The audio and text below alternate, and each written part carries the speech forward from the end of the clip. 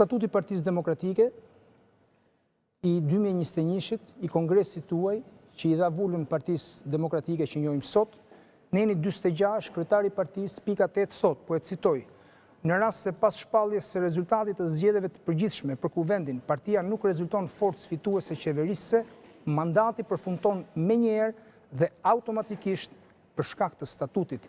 Në këtë rast, kryetarit që i përfundon mandati nuk i lejohet kandidimi në zgjedhjet pasardhëse për kryetar partie. Fundit citimit. Ju keni thënë konferencë për shtyp që do ta quani këtë Neni Basha.